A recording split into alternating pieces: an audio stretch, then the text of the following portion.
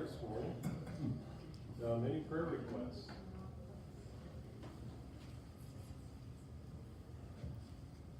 I'll start off. We would remember my mother-in-law, Nancy. She's still healing up from her back.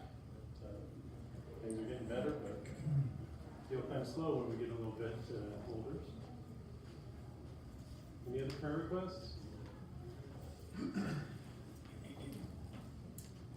Real quick, cousin of ours, her dad had some spots on his lungs and had cancer, had surgery to remove it, and I think they have the diagnosis back then. His name is Ed Hawkins. Ed Hawkins.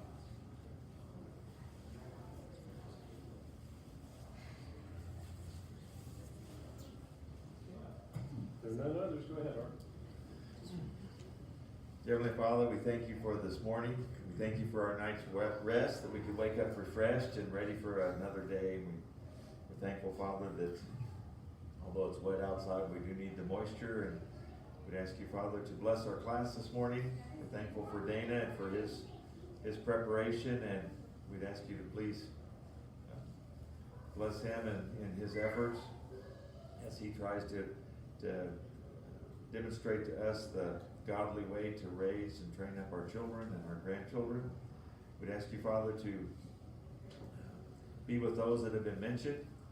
We have several that are on our prayer list, Father, but especially Nancy as she continues to try to recover from her fall and the injury to her back. We pray, Father, that inflammation can go away and that the doctors can help her in whatever way necessary to reduce the pain there. We ask you, Father, to also be with the Coleman family and especially Ed Hawkins as they've discovered something on his lungs, and we pray, Father, that the doctors will be able to diagnose that accurately and help him with that. We pray, Father, that you'll use your hands in whatever way possible to help him there also. We thank you, Father, for our lives. We pray, Father, that we'll always realize that our lives are a gift from you and that we are your servants. In your Son's name we pray.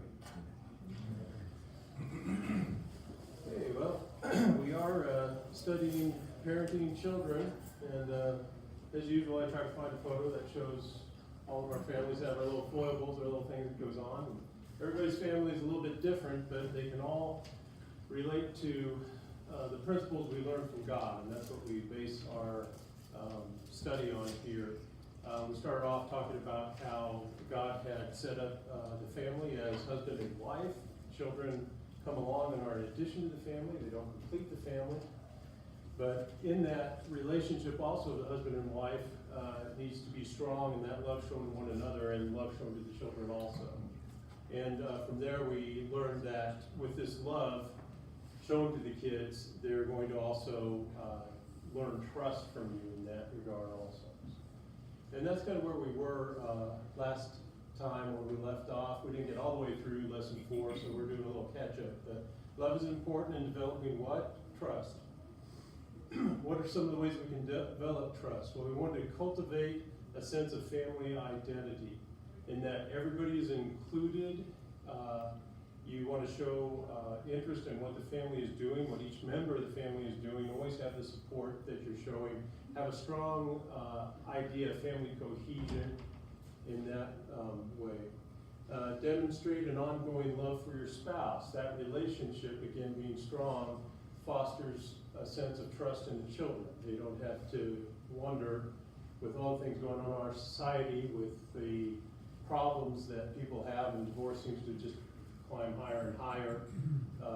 We're showing love for our spouse that way. That helps them with trust also. Understanding your kids' private world. We talked about they've got a public aspect of their lives, a personal aspect, but then the private places. And that's kind of the things that they kind of wall off even to us. It's a place of secrets.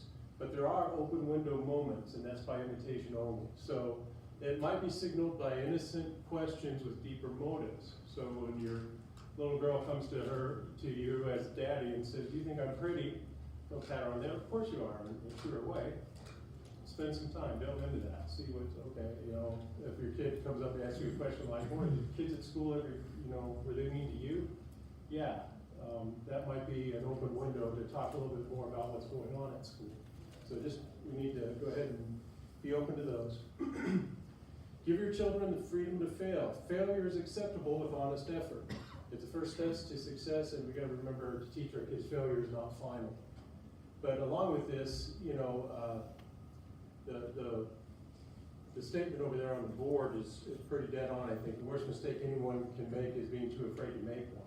We can foster that in our children if we're too harsh on them with their failures. But we need to teach them that, okay, you have failed, but what have you learned? And just as it's stated in James 1:2-5, it's a process of completion that we go through. Everybody's a work in progress, and obviously that goes for your kids also. So we need to teach them that these failures, these problems we have in life, they add to our perseverance and make us a more complete person. So if you foster that in them, hopefully they're not going to be too afraid to make a wrong move around you, and therefore just be paralyzed with going forward. Accentuate the positive, but don't dismiss the negative. If your kid's having a problem, yeah, it would gloss over the hurt. We might send them off the wrong message. Like, this is nothing. Why are you such an emotional cripple? Anything like that. We don't want to foster that. We want to not blow off their little tragedies. Remember, it's their disaster. Now, that's always kind of a fine line as a parent, because you want to teach them, okay, yeah, life's not over because you dropped your cookie, but you also have to realize, yeah, it's upset them. So deal with it, teach them life's not going to end, but don't just, you know, dismiss them backhandedly or anything. No one said this is easy. This is a balancing act that you have as a parent. How do I bring in the kid to realize that life's tragedies are not final or anything, but also foster that, yeah, I care that you're going through that. One way we can do that is, as much as it hurts your pride, you can share your own failures. Let them know you're human, but also let them know you can relate to their pain, but you've overcome a situation like this in your life. So they see mirrored in you, okay, oh wow, I thought I was the only one that had problems like that. No, if mom and dad, you know, if they have failures and have overcome them, that's a good lesson for them. We talked about encouraging child. Encouraging remarks are good, but dad, think about other things you can do. Because moms, I don't speak to moms. Moms do this all the time, it seems. Anyway, I used to get notes from my mom sometimes. Write notes and letters. Remember, letters from old flames get tossed, but letters from dad, they get cherished. They're usually tucked away someplace. Take interest and praise your kids' accomplishments. Acknowledge your kids' down times and talk to them about it. That pretty much catches us up to where we were at. Here you see Junior learning to play the trombone. How many have had kids go through trying to learn an instrument? And as much as you told them, yeah, you have to practice, it's what you have to do, we didn't necessarily enjoy that process, did we? It'd be a little bit painful. But think before you speak. Situations like this, realize your kids are work in progress. Okay, so if I come in, my kid's, you know, just killing the trombone back there and everybody else in the house, I don't go in and say, wow, sounds like somebody's skinning a cat in here. What's going on? Be sensitive to what your words can mean to them and how your tone comes off to them. Also about thinking before you speak, don't try to analyze each and every statement or happening on the scale of national security. Kid just wants to share something cool. So what I mean by that, a kid comes in, starts telling you, oh, we did such and such, you know, and this happened, and you stop and say, okay, well, what you should have done, Junior, was this. Or, actually, Junior, it's not who, it's whom. You know, things like this. Your kid's just trying to share your story. If it requires correction, maybe wait till the end of the story. You know, let your kid come out and share something. Share in that excitement with them. We're going to just go ahead to a default that you've made the time to listen to them. But anything, you know, try not to interrupt too much in your tone and your language. That affects them. Know there are some words you can never take back, some moments that you can never recapture. So you really have to kind of watch your attitude and your tones. This is one I was really bad at. Watch kidding or sarcastic remarks. Okay. That's something, I think we kind of developed a sense of humor in our kids, but when they're little, kids don't understand humor. Just have one of them tell you a joke, and we'll comprehend you. But the things that I can say, the one thing I think I had to really backtrack on, and this kind of opened my eyes. We were sitting down to supper, and one of the kids started eating, and I said something about, "Oh, you forgot to say your prayer. Looks like somebody's going to hell." You know, stupid thing to say. Stupid thing. The kid's in tears, and I'm like, "Oh, I forgot I'm talking to a 4-year-old." You know. So no, Dad just said something stupid. You know, no, you're not. So you got to watch that. You really have to watch what your comments do to the kids and how they take it. Routinely embrace your child. Okay. Anybody in here not huggers? Oh, we got one. A gentle hand, pat on the back, goodnight kisses and hugs. This all communicates closeness. And our family, when we were growing up, we weren't that tight either, you know. So when I started having, 1-year-olds, whatever, toddle over and climb up into my lap, I'm just kind of, But you need to get past that in order to show affection to your kids. They need that. Mom's arms are comforting and Dad's arms are secure. Remember that. Hugs are good at any age. Dads, don't back away from your daughter as she approaches womanhood. It's complicated enough for her to adjust her changing body without you cutting off showing physical affection. You got to remember, if she doesn't get that reassuring hug from you, where will she go to get it? Maybe some guy looking like that. Okay. So even if if it's weirding you out, that's your problem. Just go ahead and make sure that you're not cutting them off or making them feel weird about it. Okay, build trust in God's word. We talked all about this thing about instilling trust, but this might be the most important thing we could do at all. Trust starts and ends with God.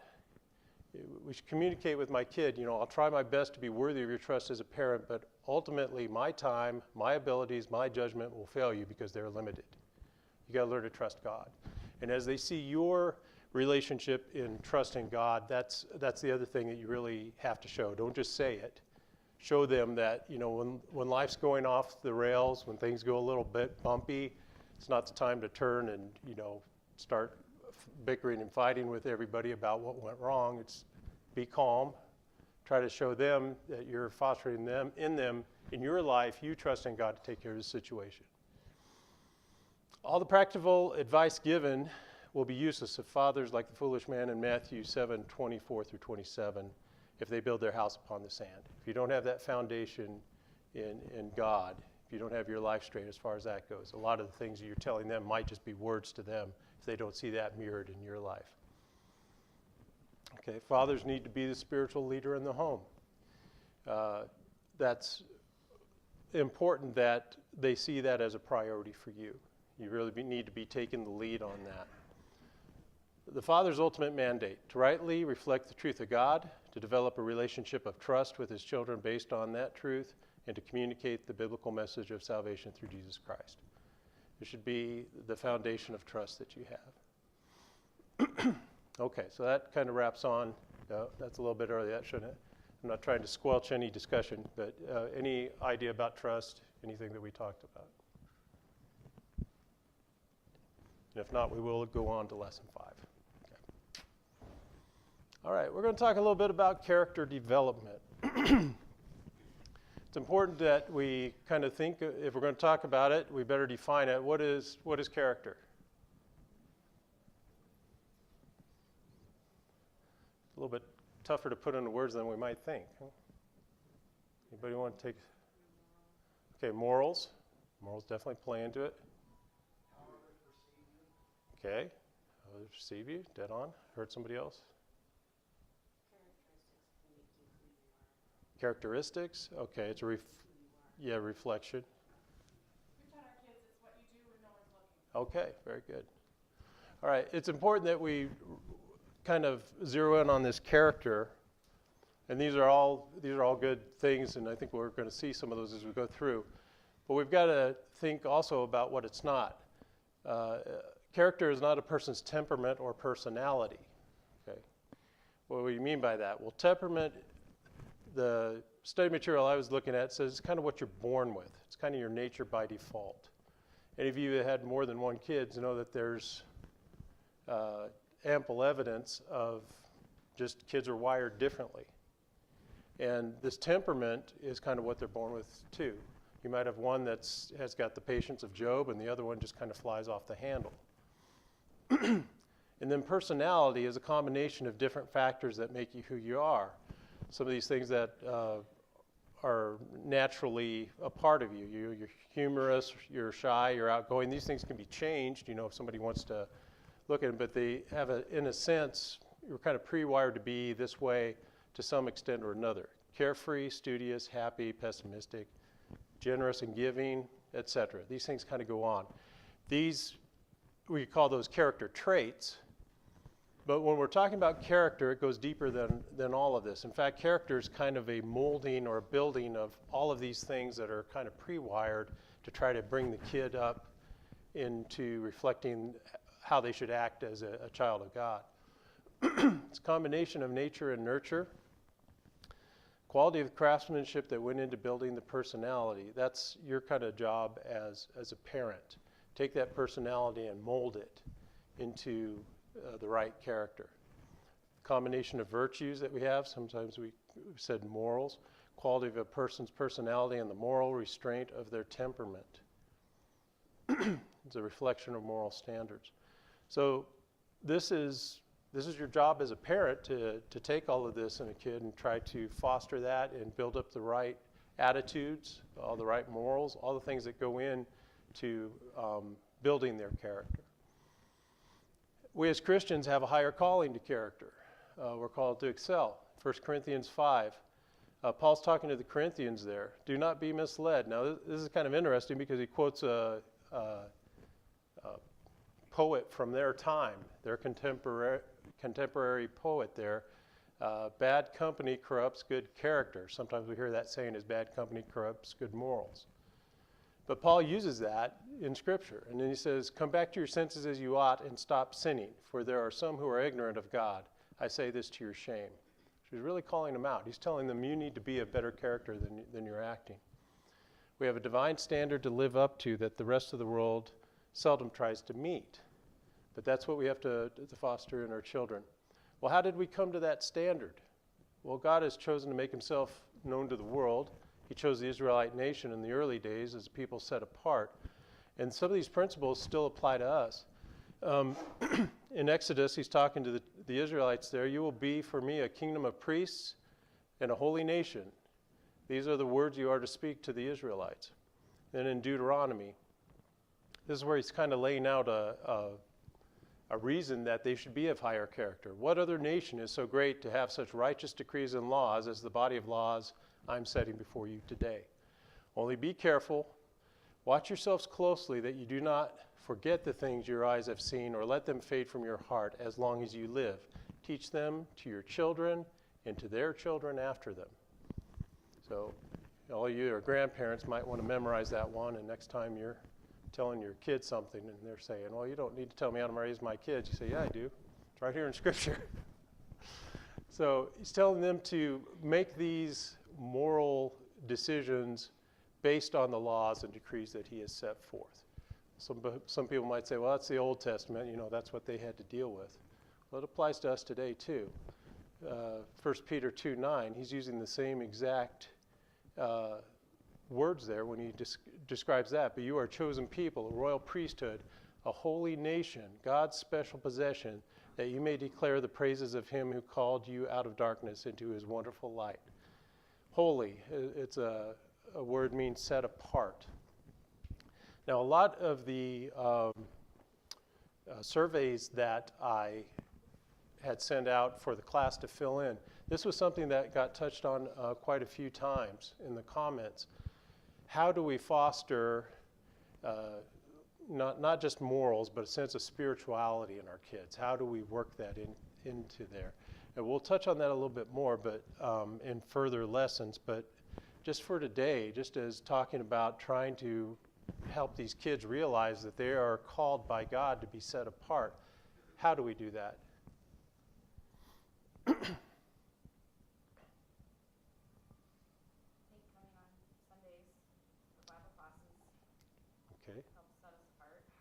Okay, church attendance. I think that's one thing that's very key. You know, the kids knowing that it's Sunday morning, they know what we're doing. You know, there's no question as to, oh, we might go to church today. It's something that is ingrained in them. Now, is it, again, that's okay, we've got them here physically. That's good. How do we go beyond that to make it a part of their desire to be here, that they see the value of being here?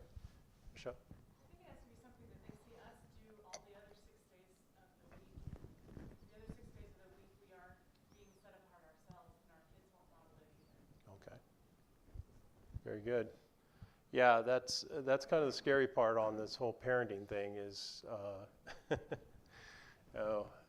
the times that I hear my kids say something or heard them when they were little, say something and think that's not appropriate and realize they picked it up from me. Oh, that's not good.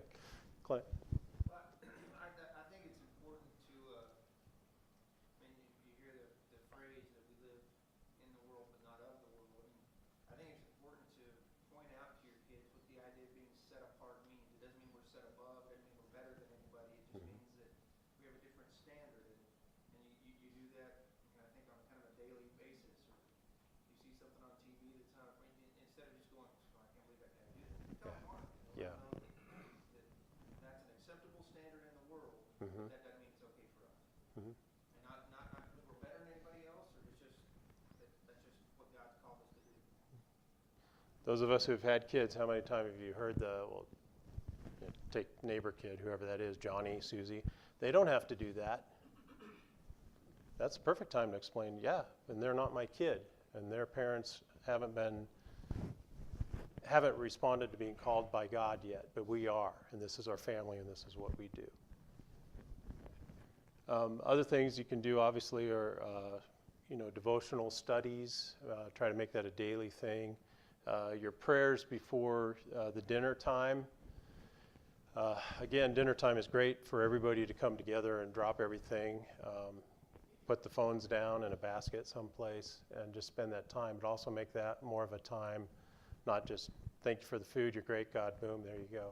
Maybe time to sit around and reflect a little bit. But yeah, if they see that pattern in you, they're going to realize what being set apart is all about. Richard? I was going to say that a lot of people put a lot of emphasis on having a devotional time. Our family, we did a lot of our devotional time during the dinner hour, and they never knew it. but that's where we did a lot of teaching. Mm-hmm.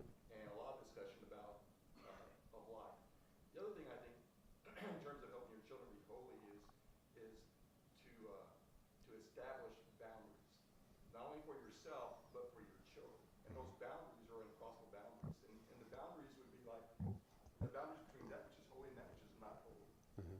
So, as a parent, I'll determine what I think is going to be good for my children. For instance, if I think going to the school dance is going to be a negative thing for them, then I'll set that boundary that that's something that we don't do. Or all your friends are going to R-rated shows, but our family doesn't go to R-rated shows. I don't go to R-rated shows. You don't go to R-rated shows. And TV shows. You know, I remember what was it? TV show that came on that our girls wanted to watch. I can't remember what it was. I think Al Bundy was the guy. What's that name of that show? Oh, yeah, Married with Children. Yeah. So that show came on. So I said, okay, well, we'll sit down and we'll watch the show together. Mm-hmm. And then we used to sit down and watch the show together. And I picked through the whole thing there. And so I said, we're not watching this show because you would not want, would you want your sisters to talk to you that way? Would you want your dad to talk to you that Mm-hmm. way? Well, this is not coming into our house. So we're not going to watch that show. And so I think the girls probably took a lot of heat because of that kind of thing. And maybe felt like they maybe missed some things there. Mm-hmm. But as I told them and communicated to them is that I have to answer to someone higher than you, higher than society, Mm-hmm. higher than other parents, and higher than your friends. Yeah. And that's God. And so I'll set the boundaries. I'll set what we're going to do and what we're not going to do Mm-hmm. until you're old enough to do that on your own. Yeah. Which is like you're going to be 25 when that happens. Yeah. And So anyway, I just think you help them to be holy by Mhm. letting them know that being holy means you're not like the world. yeah. And And being a Christian is not an easy thing, and you have to make choices. And so Mhm. help them to make the right kind of choices that they can't make for themselves. And I do think it is important to verbalize it also. And like you said, just even watching the shows, as you train them up and as they get older, you know, maybe a show will come on and they'll be watching it and you walk into the room and they're kind of like, click, click. Okay, what just happened there? What were you watching? Oh, it was this. And you obviously didn't feel comfortable with me in the room. Would you be comfortable with God watching you watch that? Because he is. So, but yeah, I do think it is something that we need to verbalize. A lot of the times we get into just kind of a set motion of doing things and we kind of let it go unspoken. Maybe it shouldn't be unspoken. We might assume that it's understood, and we shouldn't make that assumption either. Okay. Our children learn this calling from us. This is an interesting quote from a sermon. Judging from the language, it was probably back around the 1800s or early 1800s. This is from Jonathan Edwards in Massachusetts. But the due regulation of your families is of no less, and in my mind, and in most respects, of much greater importance. Every Christian family ought to be as if it were a little church, consecrated to Christ and wholly influenced and governed by God's rules. In the family, education and order are some of the chief means of God's grace. If these fail, all other means are likely to prove ineffectual. Okay. So we say, and basically the whole breakdown of all of that is your kids have to learn it at home, because all other means, even from outside influences that are good, if they're not seeing it at home, it's not going to stick. There's a quote out there that goes, as goes the family, so goes the church. I think there's a lot of truth in that. I thought it interesting that he used this word family education, but then he talks about order. Order is mentioned a few times in the Bible, or being orderly. Luke sets up his whole premise of writing the gospel as this. If we remember, Luke was a physician, wasn't one of the original apostles or anything, but he writes it later, and he says, with this in mind, since I myself have carefully investigated everything from the beginning, I too decided to write an orderly account for you, most excellent Theophilus. 1 Corinthians, they were having trouble with their worship services and what was going on. We often think of the times they were talking about, well, they were just making it a big feast instead of having the Lord's Supper and all of that, and people were coming and going whenever. But we have to remember, there's also, they talked about somebody's prophesying or speaking in tongues, and it sounded like it was being done at once. And Paul's saying that's not benefiting anybody. Therefore, my brothers and sisters, be eager to prophesy. I do not forbid speaking in tongues, but everything should be done in a fitting and orderly way. Okay, I think I probably was supposed to bring some of those in, so ignore the bottom half of the screen. Discussion time. What do you think of when you hear the word order or orderly in relation to the family? Routine, okay. Is it consistency? Is it, it seems like in our society anyway, there's people almost deride people who are very orderly and like to get things done in a certain way, or almost thought of as, these people are so uptight, look how tight they're wound, they can't even roll with the flow or anything. So I think it's kind of gotten a bad rap, but I think orderly is the way our families should be. Well, what benefit of value is it? Well, you can make the case that order is kind of a code word for discipline. Vicki. One of the things that I always think about is in our home, and this goes to orderliness, it needs to be a place of peace. Mm-hmm. And I think that goes to orderly, not chaotic. And I think a lot of people's homes are so chaotic Mm-hmm. that the children are emotionally, I'm just going to say it, unbalanced, because Mhm. there's so much chaos in their home. And so I feel like orderliness really speaks to the peace that we need to have in our homes. Yeah. So that our children can be safe. Anybody else? Also kind of like sets the tone for how everything goes. Because I know there's days in the house, especially, I mean, toddlers reflect it with no filter. So I know there's days, you know, if things aren't going in a certain order or there's no routine, Mm-hmm. it shows in, you know, Jason's behavior. He's all over the place. I swear if there's days, you know, like, okay, we're going to get up, we're going to get ready, we're going to do this, we're going to do this, Mhm. and everything goes steady, then Mm-hmm. so much more is able to get done and he's in a good mood. Yeah. It just makes the whole day change. I think it's reflected in the kids' mood and how they're coping, and it goes beyond just the fact of, well, you got to give them something to do to be busy, you know, or idle hands or the devil's workshop or whatever like that. It's not just having something for them to do so we're distracting them. It's getting them set up on something that's a routine, something that shows that you're disciplined. Paul kind of speaks to this a little bit. Everyone who competes in the games goes into strict training. They do it to get a crown that will not last, but we do it to get a crown that's forever. So he's talking about the Olympics, kind of the setting that he's talking about. Therefore, I do not run like someone running aimlessly. I don't know if anybody recognized that from Monty Python. They had a whole series on Olympics, and this was the 100-meter dash for guys with no sense of direction. Okay. So that's what I think of when I think running aimlessly. They're not focused on a goal. I do not fight like a boxer beating the air. Okay. So it's not just, you know, blindly swinging or anything. He's talking about having strict discipline. No, I strike a blow to my body and make it my slave, so that after I have preached to others, I myself will not be disqualified for the prize.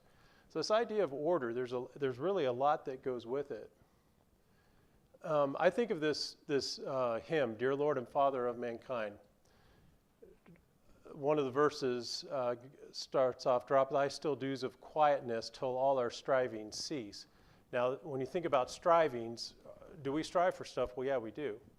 And I'm not viewing this definition of striving as trying to attain something that I should have as a goal. I think of this as kind of the beating the air kind of striving. You know, you're just lashing out kind of senselessly. It says, drop thy still dews of quietness till all our strivings cease. Take from our souls the strain and stress, and let our ordered lives confess the beauty of thy peace. So it kind of goes to what Vicki was talking about. If we have an ordered life, there is more peace in the home, as far as that goes. It's a discipline that you show of time, your priorities, what's of value, what we are giving, and who we trust in. So if the kids see that discipline lived out in your life, it's good for them also. Another thing to be thinking of, is our life orderly enough that we have time and the resources to be a help to others, to serve others? If I don't have my own house in order, it's hard. It goes right back to the parable of the guy with the plank in his eye trying to help the guy with the speck in his, you know.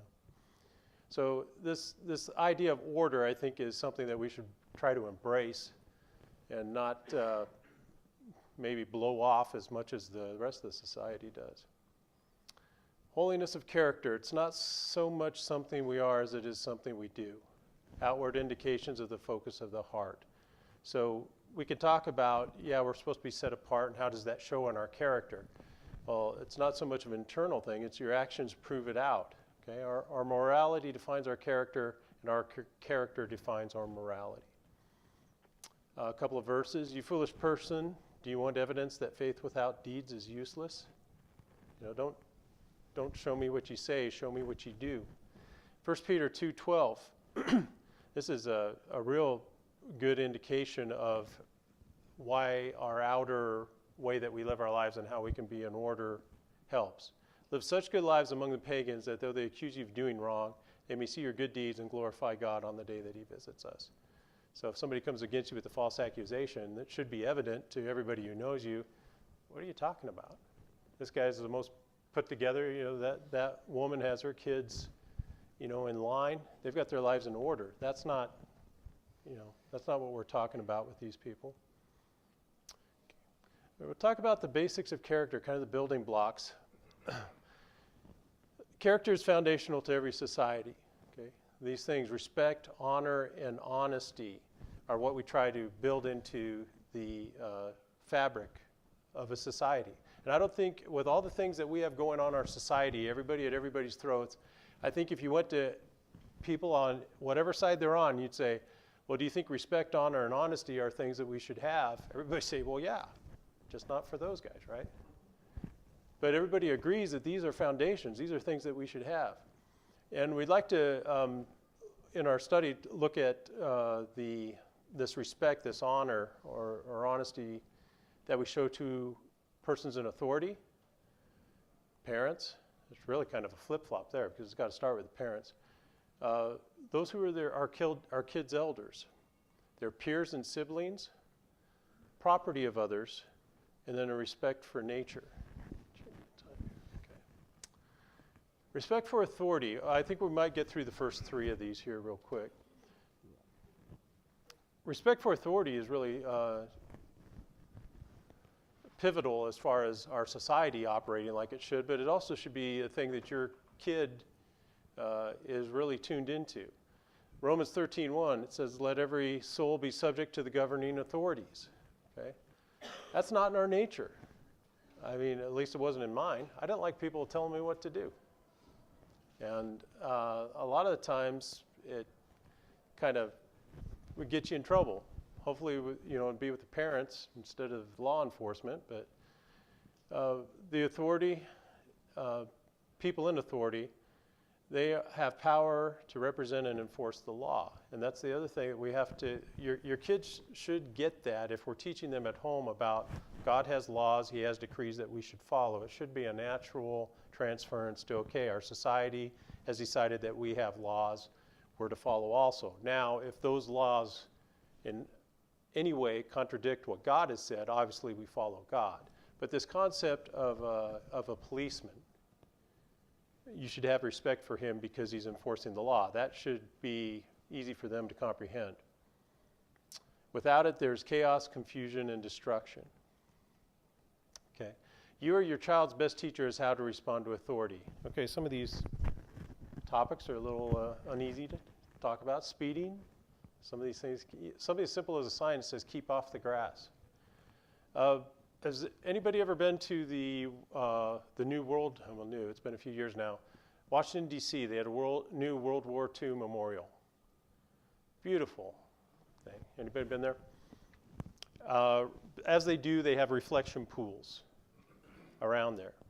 And all of these, I think there's a wreath from every state all around it, but it's a beautiful place. But then they made the mistake of having steps going down to this reflecting pool. And when we went there were signs all over the place saying, please do not let your children wade in the reflecting pool.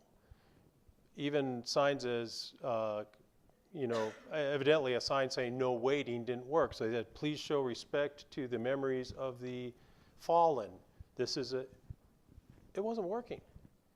All the kids, not just kids, the parents were in there with them, and you're kind of going up and thinking, wow, where's the respect? Another thing that they had was back in D.C., we like to go there, but Tomb of the Unknown Soldier. They came out and they started the ceremony basically, and one of the guys, they come out and they call the guards and everything. The guy just stopped, walked over to the crowd, and there are two boys just sitting there cross-legged on the floor looking at their phones or something. And he called them out right there. Said, this is a ceremony where we're showing respect. You will stand or you will be removed. I was like, whoa, okay. So as a parent, how do you reflect that? Are you doing the things that show you're following the rules?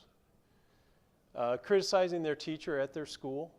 Okay, there's times maybe that's appropriate, but be careful how you do it. You still have to show the respect, but show them, you might have to take your kid's side on something, but we always taught our kids, they might be wrong, but you'll have to try to prove it. They're the ones in power. They're the ones who have the authority. How do you treat the coach and the umpire at Little League? How do you speak of the president? Ouch. It's a tough one. John? I think the biggest thing, because they see it the most, is how well the respect exists between the mom and dad. To each other, yeah. Right. Respect for parents. It's the first building block of teaching respect. Make them respect you. Honor your father and mother so that you may live long in the land the Lord God has given you. If your child is mocking your position as a parent in word, impulsive thought, or deed, they are disobeying God. Impulsive thought, that's where it gets a little bit iffy. You got to be careful with that one. But if you've told them 5 times and they're not listening to you and just doing whatever they want, that impulsive thought could be the hindrance there. And what I mean when they're saying they're disobeying God is because God's called them to honor you. Okay?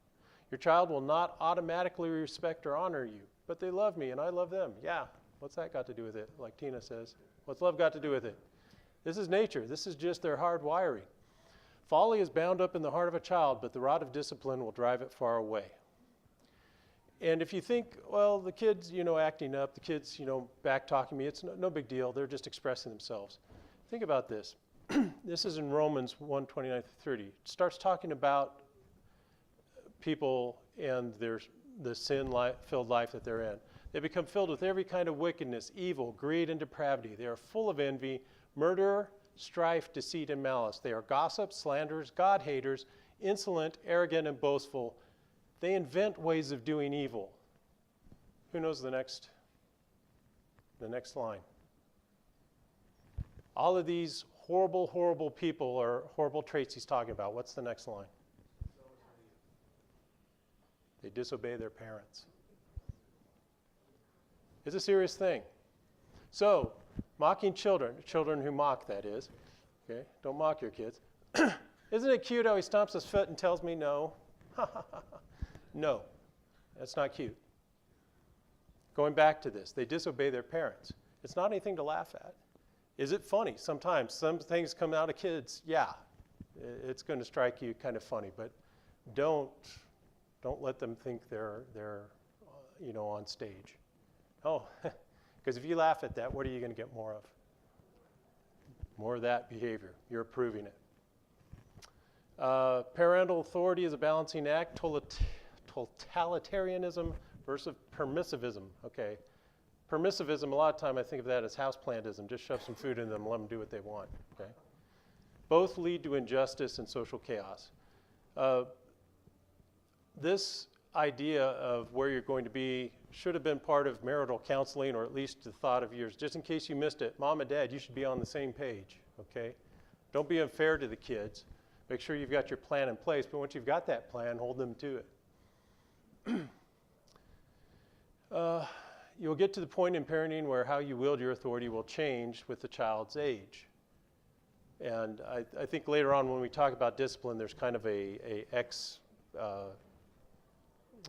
chart, and it shows as they're younger, there's more just straight out corporal punishment type of discipline as opposed to explaining and what are the consequences of what you've just done. Wait till they're old enough to understand that, to try to use that as a tool, because it is a good tool, but that's for later on. When they're early on in life is when you need to be telling them, okay, you do this because I told you so. Well, I don't want to. Well, that doesn't matter. This is what I told you to do, you're going to do it. Mothers, yes, it's your turn to be the heavy. And aren't I always the heavy? Also, yes. Okay. Moms, I'm sorry. A lot of you are doing the God's work of staying with the kids in the home. You have to make them respect you. Motivation's a good thing, about, reward, all of that, that's good. But when it comes to defiance, no, you can't stand for that. And that, I think, sometimes a little bit harder for the moms is why I bring that up, because they're dealing with it every day. Don't just say, wait till your dad gets home. You've got to take charge. Okay. We'll talk more about that next week. Thank you.